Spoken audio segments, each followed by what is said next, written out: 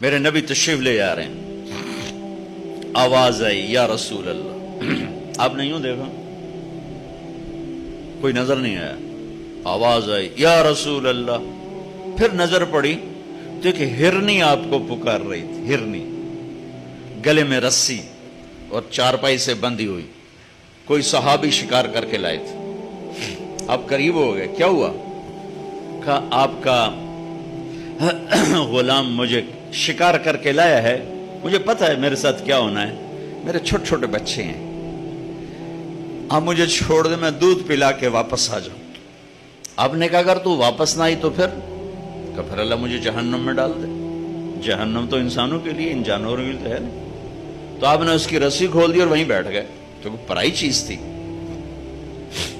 وہیں بیٹھ گئے۔ وہ دوڑتی ہوئی گئی اور پہاڑوں میں غائب ہو گئی۔ آپ بیٹھے رہے بیٹھے رہے بیٹھے رہے، یہاں تک آپ نے دیکھا وہ پہاڑ سے اترتی ہوئی آ رہی تھی اور آ کر یوں سر جھکا، یا رسول اللہ میں حاصل ہو گیا۔ وہ ذبح ہونے کے لیے تیار، میرا تاجر سچ بولنے کے لیے تیار نہیں، جھوٹ چھوڑنے کے لیے تیار نہیں۔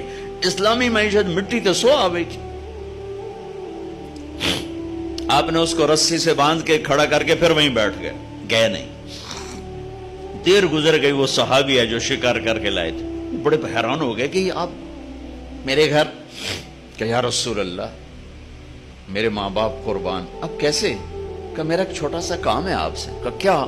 کہ یہ ہرنی مجھے ہدیہ کرتی۔ کہ یا رسول اللہ آپ کے لیے تو جان بھی قربان ہے، یہ آپ کیا فرما رہے؟ کہ نہیں بس مجھے ہرنی چاہیے۔ کہ لے لے۔ تو آپ نے اس کی رسی کو کھولا اور کہا الحقی بأہلک، جا بچوں کے پاس چلی جا، سچ نجات دیتا ہے، جھوٹ ہلاک کرتا ہے۔ تو اس ہرنی نے نا آپ کو دیکھ کر یوں سر جھکا، آپ کے سامنے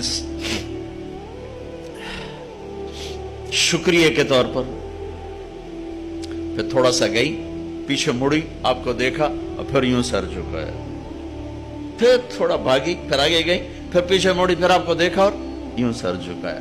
اور جب تک وہ آپ کو رسپانس دے رہی تھی آپ کھڑے تھے، یہاں تک کہ وہ آنکھوں سے اوجھل ہو گئی تو آپ اپنے گھر کو واپس گئے۔